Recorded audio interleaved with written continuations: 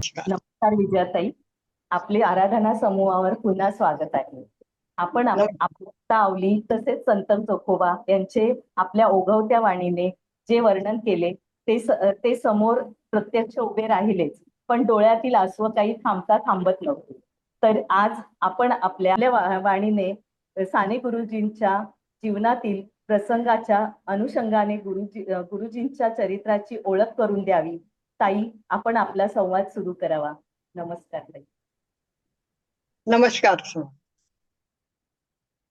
नमस्कार मंडळी. संस्काराचा नंदादीप या कार्यक्रमात आपल्या सर्वांचे स्वागत. पांडुरंग सदाशिव साने म्हणजेच साने गुरुजी. साने गुरुजी हे संस्कारक्षम लेखन करणारे लेखक. त्यांची श्यामची आई हे पुस्तक सर्वांना ठाऊक आहे. ते सर्वांनी वाचलेलेही आहे. त्यांच्या आयुष्यात ज्या ज्या काही छोट्या मोठ्या गोष्टी घडल्या त्या त्यांनी त्या पुस्तकामध्ये सांगितलेल्या आहेत. आणि श्याम म्हणजे स्वतः साने गुरुजी. या पुस्तकात त्यांनी आईचं मोठेपण सांगितलेलं आहे. आईचे संस्कार देऊन आईने त्यांना जे मोठं केलं ते सांगितलेलं आहे. आणि साने गुरुजींनी श्यामची आई लिहून आईला अजरामर केलं. आईचं प्रेम अजरामर केलं. आईने केलेले संस्कारही अजरामर केले. श्यामची आई या पुस्तकावरती चित्रपट सुद्धा निघालेला आहे आणि तो चित्रपट काढला आहे आचार्य प्रल्हाद केशव अत्रे यांनी. तर ऐकूया साने गुरुजींची चरित्रगाथा. साने गुरुजी कसे होते? साने गुरुजी ते दयाळू होते, ते मायाळू होते आणि मातृहृदयी होते. महाराष्ट्राचे लाडके दैवत होते. प्रत्येक महाराष्ट्रीयन माणसाला अभिमान वाटावा असं हे व्यक्तिमत्व. नुसतंच व्यक्तिमत्व नव्हे हो, अगदी अष्टपैलू व्यक्तिमत्व. त्यांच्या व्यक्तिमत्वाचा प्रत्येक कंगोरा प्रकाशमान दैदिप्यमान होता. डोळे दिपून जावे ना असं त्यांचं व्यक्तिमत्व. त्यांची राहणी साधी होती, पण विचारसरणी मात्र उच्च होती. आईने बालपणी केलेल्या उत्तम संस्कारामुळेच त्यांच्या व्यक्तिमत्वाची जडणघडण उत्तम झालेली होती. कोण होते साने गुरुजी? माहित आहे? सांगतो. ते शिक्षक होते, ध्येयवादी शिक्षक. फक्त शिक्षकच होते का? तर नाही, ते लेखक सुद्धा होते, तत्ववादी होते, ध्येयवादी होते, ज्ञान घेणारे होते आणि ज्ञान देणारे सुद्धा होते. त्यांची वृत्ती समर्पित होती. बघण्याचा दृष्टिकोन प्रेमाचा होता, समानतेचा होता. आचार आणि विचार यात फरक नव्हता. सामाजिक कार्याची त्यांना आवड होती. वृत्ती लढाऊ होती, पण ती लढाऊ वृत्ती होती समाजाच्या उत्थानासाठी. किती म्हणून पैलू सांगावे साने गुरुजींच्या व्यक्तिमत्वाचे. त्यांच्या लिखाणातून कोणती शिकवण दिली साने गुरुजींनी? तर उत्तम संस्कारांची, जीवन मूल्यांची आणि उत्तम नीतिमूल्यांची. आणि त्यांनी एक केले, लहान मुलांच्या साठी पुस्तकं लिहून त्यांनी त्यांच्या मनाची नांगरणी केली आणि त्या संस्कारांच्या बीजाचं रोपण केलं.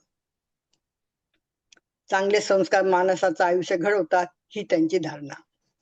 त्यांना सत्पुरुषी म्हटले तरीच बावगे ठरू नये. ते सद्वर्तनी तर होतेच होते. साने गुरुजींचा जन्म कुठे झाला? तर दापोली जवळ पालगड या खेडेगावात, रत्नागिरी जिल्ह्यात. कुटुंब एकत्रच, घरी शेतीवाडी होती. त्यांच्या जन्माचं साल होतं 1899 आणि महिना डिसेंबर. 24 डिसेंबर 1899 हा त्यांचा जन्मदिवस. सारे त्यांना पंढरीच म्हणत, कारण त्यांचं नाव पांडुरंग होतं. त्यांच्या आईचं नाव होतं यशोदा. गावातल्याच परचुऱ्यांची ती मुलगी. वडिलांचं नाव होतं भाऊराव. सारे त्यांना भाऊच म्हणत. त्यांचं प्राथमिक शिक्षण पालगडलाच झालेलं आणि पुढचं शिक्षण त्यांनी बऱ्याच गावी राहून ते घेतलेलं. ते स्वभावाने थोडे अबोल होते, अंतर्मुख होते, चिंतनशील होते. पण तरीही एक गोष्ट लक्षात येते आणि ती म्हणजे समाज कार्य करताना ते थोडे कणखरी होते. आईविषयीच्या प्रेमाने त्यांचं मन नेहमी ओथंबलेलं असायचं. त्यांच्या मातृभक्तीला तर तोडच नाही. आई वडील प्रेम व्यक्त करताना ते म्हणतात, आईने देह दिला, आईने देह दिला, आईने मनही दिलं, ज्ञानही तिनेच दिलं, सारं काही आईने दिलं. पण त्यांचा परार्धाशही आपल्या जीवनात उतरवता आला नाही. हे ते अतिशय नम्रपणे सांगतात. आईविषयीच्या प्रेमाने त्यांचं मन काठोकाठ भरलेलं होतं, जलाने घागर भराविना तसं. आणि म्हणूनच त्यांच्या हातून लिहिल्या गेले श्यामची आई. श्यामची आई एक छानसं पुस्तक. श्यामच्या आईने श्यामची आई पुस्तक लिहून आईला अजरामर केलं, मोठं केलं. श्यामच्या या पुस्तकाद्वारेच त्यांनी आपल्या आईचं आईपण वाचकांसमोर मांडलं आहे. आईने मुलाला कसं घडवावं, तर ते श्यामच्या आईसारखं. कशी होती श्यामची आई माहित आहे? सांगते हो. देवघरात मंदपणे तेवणाऱ्या नंदादीपासारखी त्यांची आई होती. आई श्यामच्या आईसारखीच असावी, पण मुलांनी सुद्धा श्याम सारखंच असावं, म्हणजे साने गुरुजींसारखं.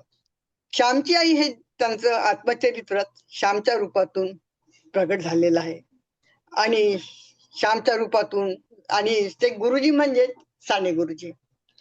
एक मिनिट थांबता का जरा? तर कुठपर्यंत? हा, देवघरात मंद ठेवणाऱ्या नंदादीपासारखी आई श्यामच्या आईसारखीच असावी, पण मुलांनी सुद्धा श्याम सारखंच असावं. श्यामची आई हे त्यांचं आत्मचरित्र आणि श्यामच्या रूपातून गुरुजी प्रगट होतात. गुरुजी म्हणजेच साने गुरुजी, साने गुरुजी म्हणजेच श्याम. आईने दिलेल्या प्रेमाची जाण ठेवणारा, जन्मभर तिच्या प्रेमाच्या ऋणात राहणारा. त्यांचा एक डोळा अधू होता लहानपणापासूनच, आणि त्याबद्दल ते म्हणतात, देवाने दिलेल्या डोळ्यांचा कधीही दुरुपयोग करू नये, कारण डोळे नसणे म्हणजे काय असते मी हे अनुभवलेले आहे. आयुष्यात मृत्यूचे भय त्यांना कधीच वाटले नाही, कारण अगदी लहान वयातच त्यांनी आपल्या पाठच्या भावाचा, यशवंतचा मृत्यू पाहिलेला. चालत नाही हेच खरी. यशवंताने अखेरचा श्वास घेतला तो आईच्या मांडीवर. दिवस एकादशीचा, आणि आई म्हणाली, यशवंता पुण्यात्मा होता म्हणून तो एकादशीच्या दिवशी देवाघरी गेला हो. जय पूर्ण घेऊन जा हे डबा. आईचा समजूतदारपणा, साधेपणा, भाबडेपणा, ईश्वर भक्ती हे गुण साने गुरुजींमध्ये पुरेपूर उतरले होते. जणू गुरुजी म्हणजे आईच्या सद्गुणांचा वारसाच. हुबेहूब प्रतिबिंब चांगुलपणाचं. अतिशय चांगुलपणा म्हणजे साने गुरुजी. घरादारातील माणसांवरच नाही तर प्राणी, पशु पक्षी, जनावरांवर सुद्धा तिने गुरुजींना प्रेम करायला शिकवलं. प्रेम हा गुरुजींच्या जीवनाचा स्थायी भाव होता. पण अचानक वादळ उठावं ना तसं झालं. साने गुरुजींच्या म्हणजे श्यामच्या लहानपणी त्यांच्या घरात वादळ उठलं. भाऊ भाऊ वेगळे झाले, पाल्या पाचोळ्यासारखे. म्हणजे वडील आणि काका वेगळे झाले, विखुरल्या गेले, वाटण्या झाल्या. कुटुंब कलहाचं वादळ उठलं आणि साऱ्यांना वेगळं करून शांत झालं. घराचं घरपण हरवलं आणि श्यामचा चिमुकला जीव एकाकी झाला. कारण वडिलांना स्वदेशीची ओढ, त्यात त्यांना शिक्षा झालेली. श्यामच्या शिक्षणाचाही प्रश्न होता. त्याला पुण्यात मामाकडे धाडण्यात आले, पण श्याम तिथे गेलाही, पण तिथे त्याचं मन रमेना, त्याचं लक्ष लागेना. सर्व गोष्टी त्याच्या मनाविरुद्ध घडत होत्या. हळव्या मनाच्या श्यामला ते खूप लागलं होतं, आणि श्याम पुन्हा पालगडला परत आला. त्याला पुन्हा दापोलीच्या शाळेत टाकलं. सुट्टीच्या दिवशी तो पालगडलाच यायचा, पायी चालत. लहानशा मुलाने 12 मैल अंतर पायी चालत येणं सोपं नव्हतं हो. पण आईच्या भेटीची आस त्याच्या मनात असायची. आईच्या भेटीची आस, घराची ओढ, आपल्या माणसाची ओढ, भावंडाची ओढ, त्याला ते पायी चालत तो यायचा त्याच्यात दिसून येते. श्यामला काम करताना करायला आवडे. आईच्या प्रत्येक कामात तो मदत करायचा, मग ते काम कुठलंही असो. मग ते दळण कांडण नसो, धान्य निवड नसो, अगदी सारवण देखील तो घालायचा. श्रमाची कामे करताना त्याला कधी लाज वाटली नाही. श्रमाचं महत्वही त्याला आईने शिकवलेलं. जणू आई म्हणजे त्याचा गुरुच. आईने त्याला प्रेम करायला शिकवलं. त्याच्या तना मनात ते भरून राहिलं. म्हणूनच जगाकडे पाहण्याची त्याची दृष्टी मायेची होती, प्रेमाची होती. आणि त्यामुळेच ते म्हणतात, खरा तो एकची धर्म, जगाला प्रेम अर्पावे. श्यामचे लहानपण लहानपणीच हरवले हे खरे असले तरी त्याने लहान मुलांमध्ये असणारा हूडपणा, हट्टीपणाही केलाच. वडिलांचाही धाक त्याला होताच ना. त्याच्या लहानपणी असणारं एकत्र कुटुंब, गरिबी, अनेक ताणतणाव आणि हे सार समतोलपणे सांभाळणारी त्याची आई. समोर आलेल्या गंभीर प्रश्नांना आई धीर गंभीरपणे सामोरी जायची. आईची कणखर वृत्ती, मनात ठासून भरलेला स्वाभिमान, हे सार सार श्याममध्ये उतरलेलं. श्यामला घडवताना आईनं नुसतं प्रेम आणि वात्सल्याची बरसातच नाही केली. प्रेम तर दिलं, पण चुकीची शिक्षा सुद्धा केली.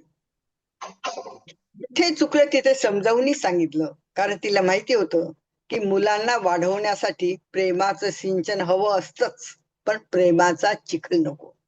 अन्यथा रोपटं निकोप वाढत नाही. आणि म्हणूनच श्यामला ती डोळ्यात तेल घालून जपत होती. आईचा साधेपणा श्याममध्ये दिसून येतो. हेवे दावे, रुसवे फुगवे, भांडण तंटे, ईर्ष्या मत्सर ह्यापासून श्यामची आई दूर होती आणि श्याम सुद्धा दूर होता. आयुष्यभर आईचं उदाहरण त्यांनी डोळ्यासमोर ठेवलेलं.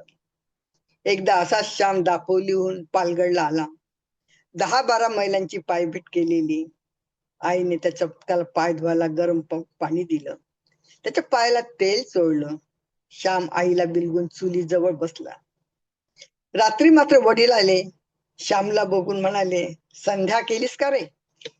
तिकडे करतोस की नाही रोज संध्या? आणि हे डोके केवढे वाढले आहे, काही हजाम बिजाम मिळत नाही का काय तिकडे? आणि हे ऐकून श्यामला रडू कोसळले. तो परत दापोलीला जातो म्हणू लागला. तशी आईने त्याची समजूत काढली. असे नको करू हो श्याम. अरे ते बोलले तरी त्यांच्या मनात काही नसते. बाहेर कोणी अपमान केला असेल, कोणी रागावलं असेल म्हणून बोलले असतील. आजकाल आपली स्थिती पण वाईटच आहे ना, तुला कळत का नाही ते? तुमच्या विद्येसाठी कर्ज काढून स्वतः फाटकी धोतरे नेसून ते पैसे देतात हो. तेव्हा या शब्दांमुळे तू रागावू नकोस, विसरून जा. आईचा शब्द न शब्द श्यामच्या मनात उतरत गेला. त्याचा राग कुठल्या कुठे पळाला आणि थोड्याच वेळात त्याच्या वडिलांच्या प्रेमाचा प्रत्यय आला. तो असा. बाहेरूनच वडील आले आणि आईला म्हणाले, हे तवसे आणले आहेत, त्याचे पातोळे कर, श्यामला आवडतात. आणि ही हळदीची पाने सुद्धा आणली आहेत. श्याम चुलीखाली थोड्या काटक्या घाल, मी आंघोळ करून जरासा देवळात जातो. आज आवर्तन करायची आहेत. तुझ्यासाठी दर 15 दिवशी गणपतीवर एकादशनी करीत असतो. आणि पित्याचे ते शब्द ऐकून श्याम मनातल्या मनात खजील झाला, ओशाळला. पित्याचं प्रेम कळलं, त्याचं मोठं मन कळलं आणि श्यामच्या मनात आलं, मोठ्यांचं म्हणणं काय मनावर थोडंच घ्यायचं असतं. एकदा असंच झालं. पालगडला श्यामच्या घरी गाय व्याली. आईनं दुधाचा खरवस केला आणि जीव श्याम मध्ये अडकला, कारण त्याला खरवस फार आवडे. कोणी येणारे जाणारे जर असतील तर दापोलीला खरवस धाडला असता हो. आई म्हणाली, कोणी कशाला, मीच जातो की घेऊन, नीट बांधून दे म्हणजे झालं. श्यामचे वडील म्हणाले. आणि भाऊ, कारण मुलं त्यांना भाऊ म्हणत, आणि भाऊ खरवसाची बोगणी घेऊन पायी चालत श्यामच्या शाळेत आले. वडिलांना बघून श्यामला वाटले, भाऊ इकडे कशाला आले, त्यांची राहणी किती गबाळी. श्यामला लाज वाटली वडिलांची. त्यातूनही धोतर फाटलेलं. आणि मुले काय म्हणतील, आणि तो मनातल्या मनात खजील झाला. तेवढ्यात वडील जवळ येऊन म्हणाले, श्याम, अरे तुझ्या आईनं तुझ्यासाठी खरवस धाडला आहे, मी तो मुद्दामून घेऊन आलो, तू आणि तुझे मित्र सर्व मिळून खातो आता. असं म्हणून वडील निघून गेले. श्यामने आणि त्याच्या मित्रांनी तो खरवस संपवला. खाता खाता खरवस पाठवणारी प्रेमळ आई डोळ्यासमोर उभी राहिली आणि केवळ आपल्यासाठी एवढ्या लांबवर पायी चालत येणारे भाऊ आठवले. श्यामला स्वतःच्याच विचारांची मग लाज वाटली.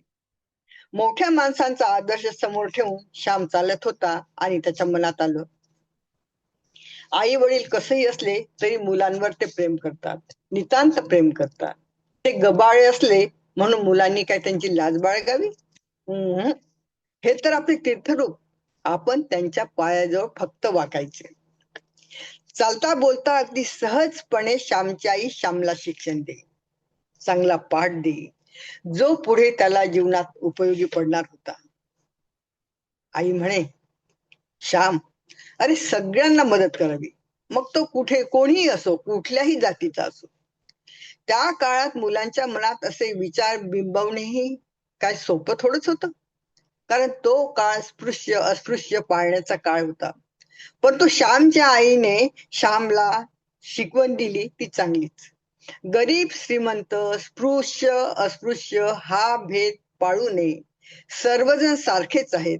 मानवता हाच खरा धर्म आणि तो आपण पाळावा.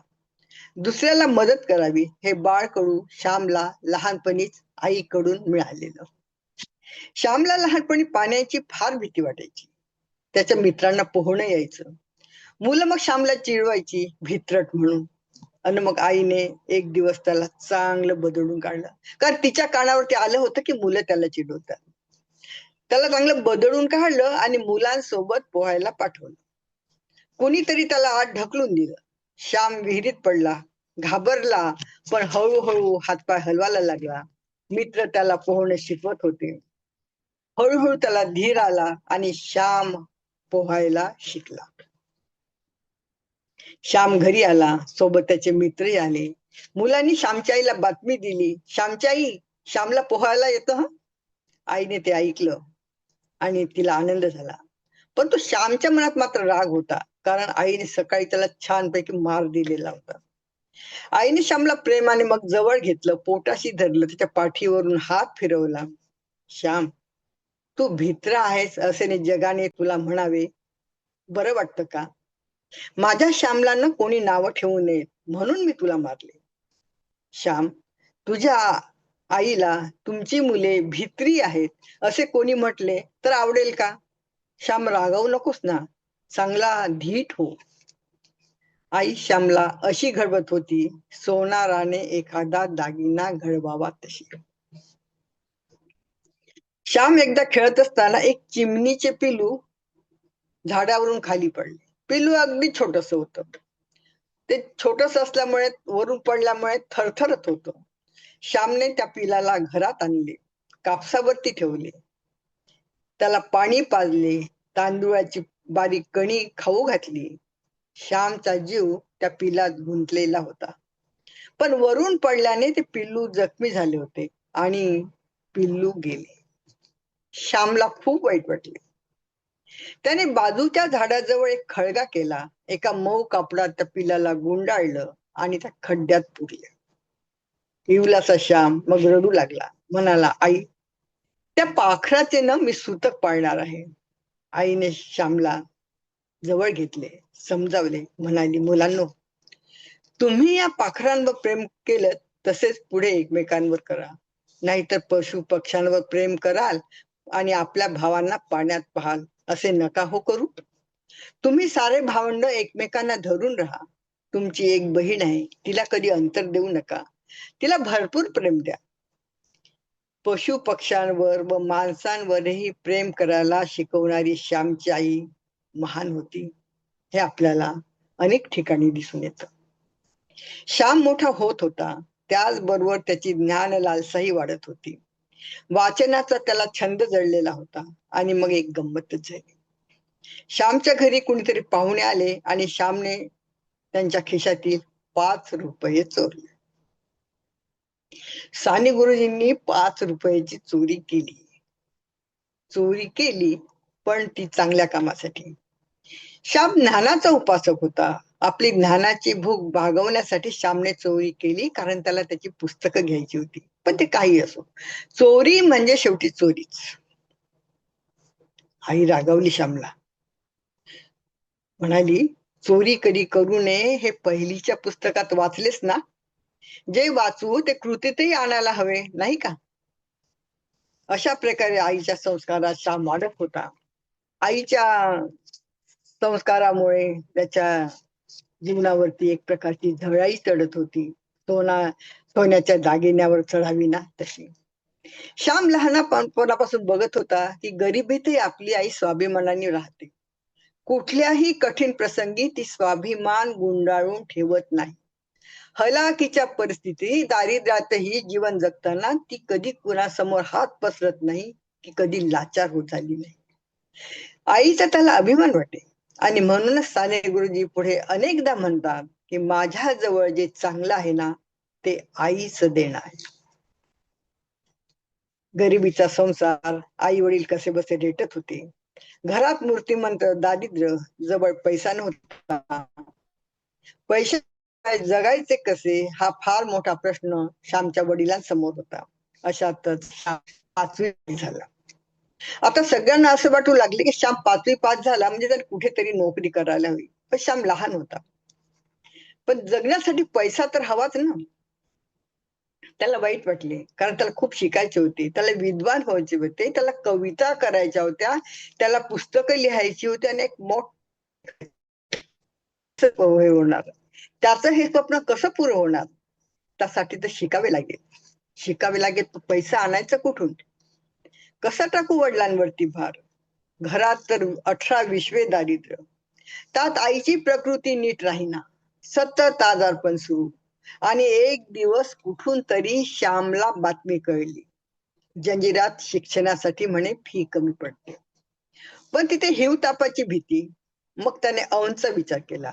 फी तिथेही कमी होती, गरीब मुलांना जेवणही मोफत मिळे. आणि त्याने मनाशी ठरवलं की जायचंच, औंधला जायचं, तिथे आपण ऍडमिशन घ्यायची आणि शिकायचं. नाही जेवण मिळालं तर माधुकरी मागून पोट भरायचं, पण जायचंच. आणि त्यांनी आपली इच्छा आई वडिलांना बोलून दाखवली. आई वडिलांनी त्याला दुजोरा दिला आणि थोडे फार सामान घेऊन श्याम निघाला औंधला. श्याम ज्ञानाचा उपासक, ज्ञानाच्या शोधात निघाला होता. औंधला श्याम पोहोचला खरा, पण अनेक अडचणी समोर उभ्या होत्या. औंध संस्थानाबाहेरील मुलांना बोर्डिंगच्या सोयी मिळणार नव्हत्या. आता काय करायचे, कुठे राहायचे, खायचे काय, असे अवघड प्रश्न श्यामच्या डोळ्यासमोर उभे राहिले. मधुकरी मागायची काय, पण कोण देईल मला मधुकरी?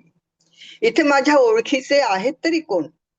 श्यामला रडू कोसळली, पण मनात मात्र निर्धार होता, काहीही झाले तरी परत जायचे नाही.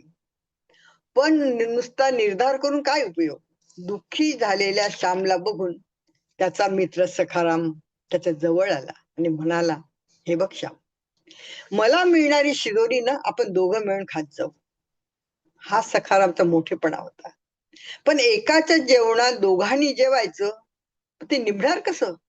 कोणी तर उपाशीच राहणार ना. आणि त्यातूनही श्याम अतिशय लाजाळू, स्वभावाने भिडस्त.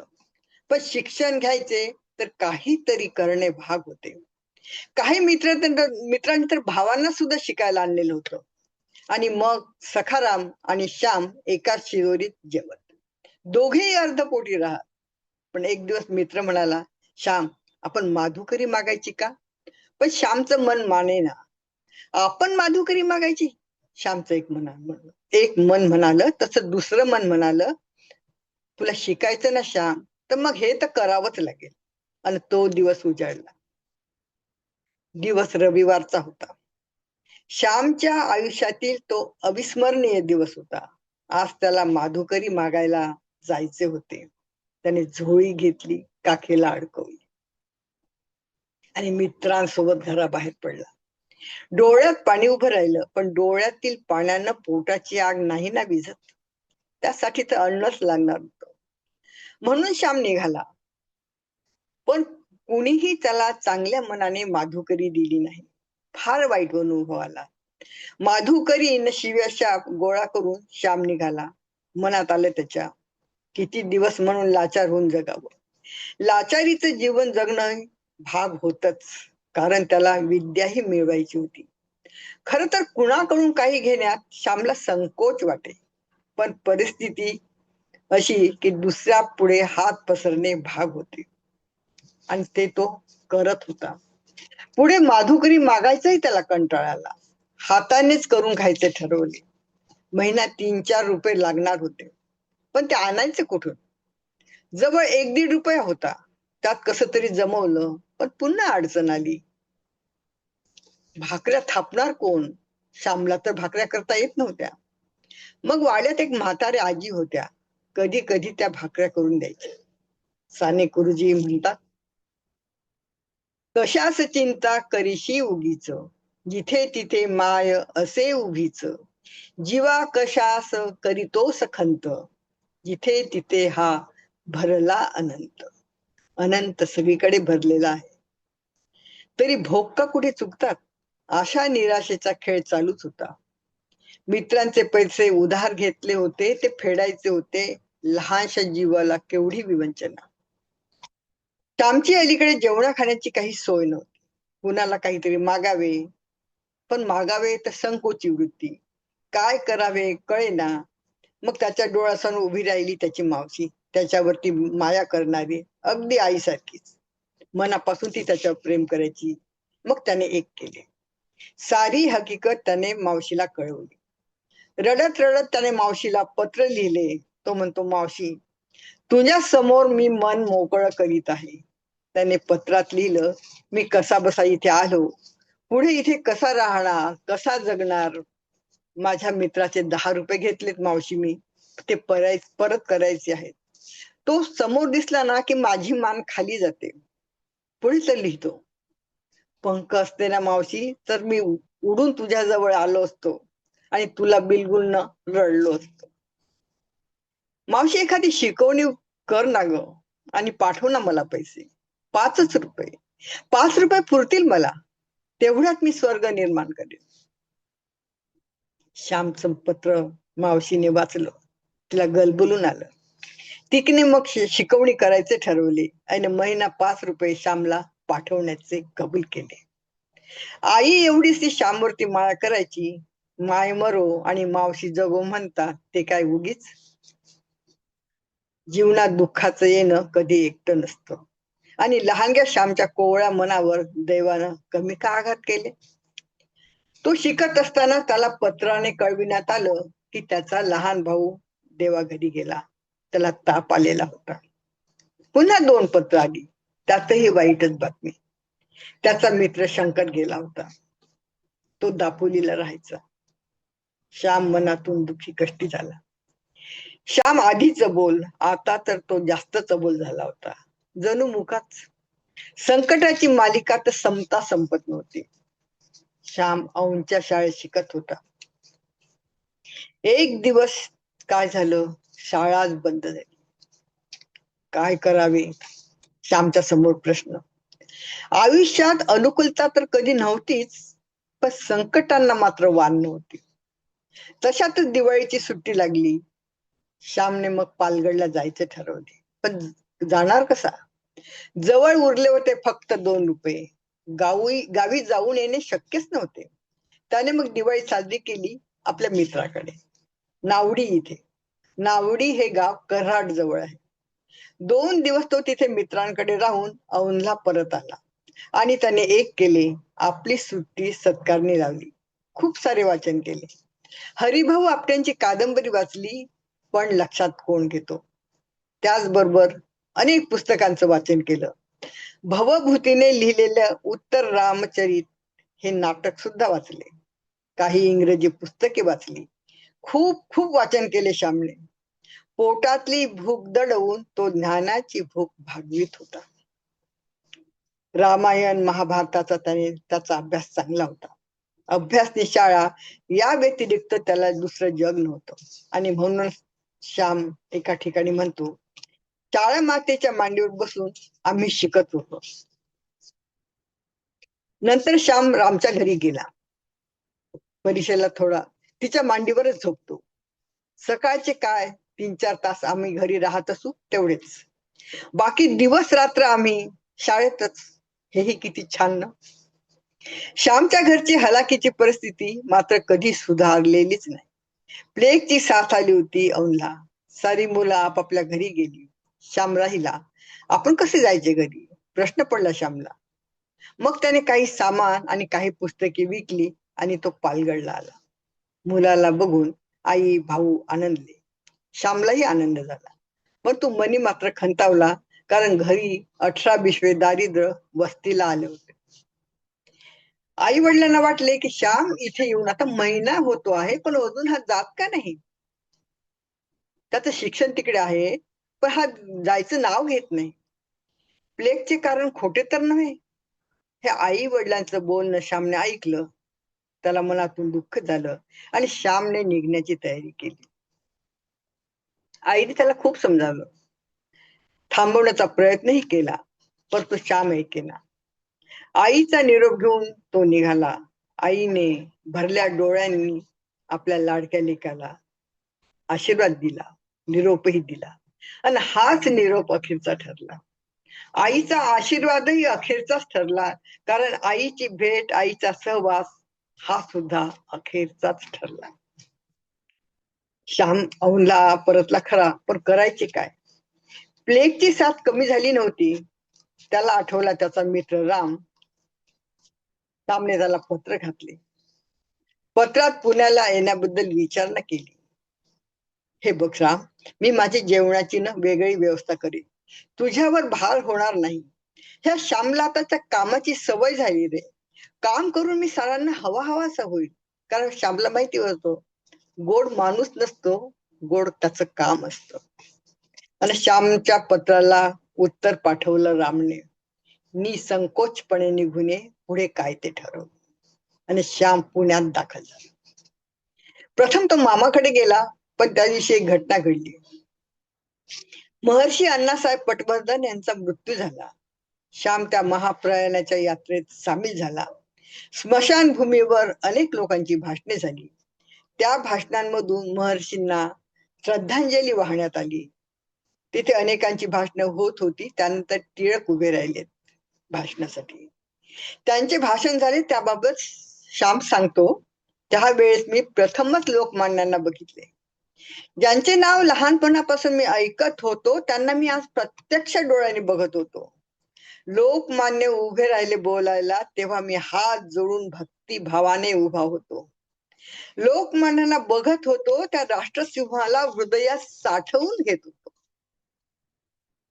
नंतर श्याम घरी गेला, रामच्या घरी गेला.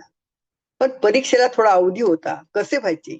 श्याम विचारमग्न झाला. बघूया काय होईल ते होईल, असे म्हणून त्याने औंध वरून आपला दाखला मागवला. शाळेत नाव दाखल केले. त्या शाळेचे नाव होते नूतन मराठी विद्यालय आणि तारीख होती 5 फेब्रुवारी 1917.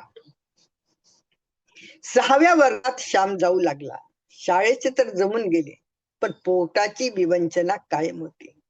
जणू देव लहानग्या श्यामची परीक्षाच बघत होता. श्याम कोमल मनाचा खरा, पण लेचा पेचा नव्हता. देवावरती त्याचा विश्वास होता, पाठीशी आईचा आशीर्वाद होता, आणि मनात ज्ञानार्जनाची जबरदस्त इच्छाशक्ती होती. सांगा मग आणखीन काय हवे? कधी रामच्या आईने काही दिले तर तो खायचा, तर कधी डाळे मुरमुरे खाऊन वेळ भागवायचा. काही पुस्तके त्यांनी त्या काळात विकत घेतली, त्याचे पैसे आले, आणि खानावळीत त्यांनी पुस्तके विकली आणि त्याचे पैसे मिळवले, आणि खानावळीत एका जेवणाचे जमून गेले. आधीच श्यामचा स्वभाव लाजरा बुजरा, त्यातूनही संकोची वृत्ती. तो रामच्या आईला खोटेच सांगायचा जेवलो म्हणून. रामच्या घरच्या लोकांनी त्याच्या जेवणाची वेळ झाली की श्याम म्हणायचा, मी बाहेर जाऊन जेवण करून येतो, आणि मग तो घराबाहेर पडायचा. नेहमीचा पोशाख घालायचा, कोट घालायचा, तर टोपी घालायचा, आणि मग फिरून यायचा. घरी आला की खोटेच सांगायचा, पोट भरलं म्हणून. पण खोटच ते. किती दिवस लपून राहणार? रामच्या आईच्या ते लक्षात आलं, आणि त्या म्हणाल्या, श्याम, अरे वार लागेस्तोवर इथेच जेवायचे. पण आठवडाभर दोन्ही वेळा जेवायचे हे श्यामला योग्य वाटेना. मग पुन्हा त्याने सांगितलं खोटच, वार लावलेत म्हणून. काही दिवस जेवण तर काही दिवस उपवास, असे दिवस जाऊ लागले. तो बाहेर फिरून यायचा, जेवण झालं म्हणून सांगायचा, आणि रात्री उपाशा पोटी झोपी जायचा. संकट येत होती, पण श्याम डगमगला नाही. आणि कसा डगमगेल? शिक्षण हेच त्याचे ध्येय होते ना. पुण्यात मामाही होते, पण श्याम त्यांच्याकडे कधीही थांबला नाही.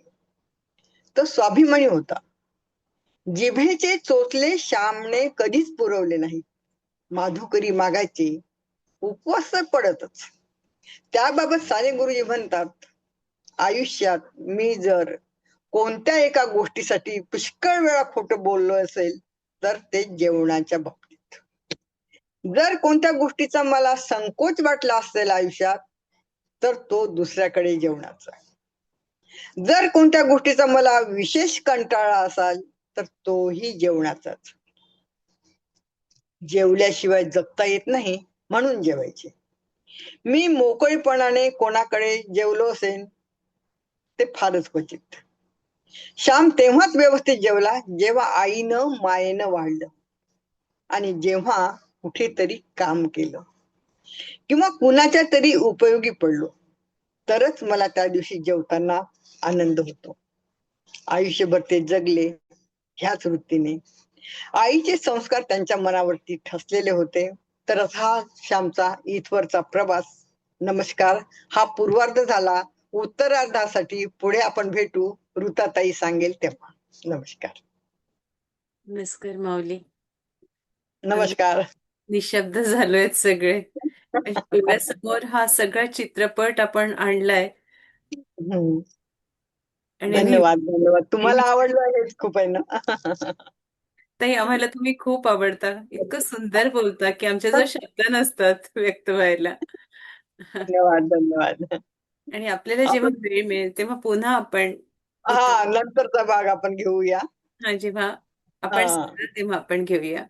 नक्की नक्की नक्की. कुणाला चल. ताईशी बोलायचं असेल तर जरूर बोला. आपला ऑडिओ सुरू करून.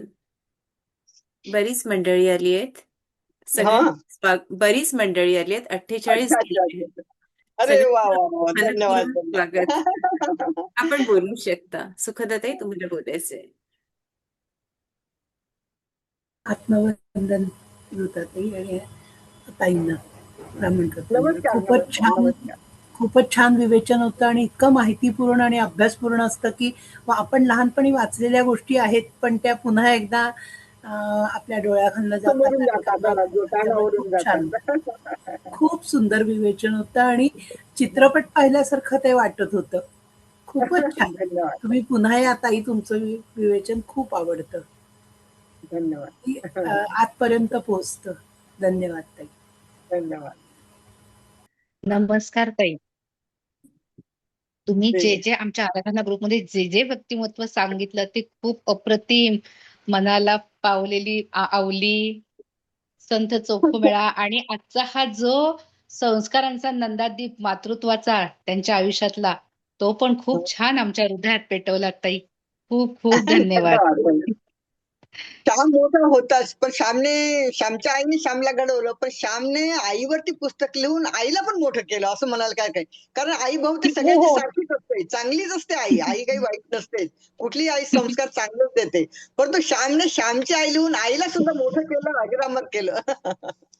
हो, तोच भाव खूप छान कळला. म्हणजे आपण आतापर्यंत श्याम घडले, श्यामचे साने गुरुजी कसे होते, मानवता, पण त्यात जे त्यांनी आईचं मोठेपण आणि आईला अजरामर केला, हा खूप भाव छान कळला. खूप खूप खूप धन्यवाद ताई. नमस्कार ताई. नमस्कार. आम्ही साने गुरुजी तर वाचलेलं होतं सगळं पण तुमच्या तोंडून ऐकायला ते इतकं छान वाटतं ना. तुम्हाला ऐकायला आम्ही खूप आतुर असतो.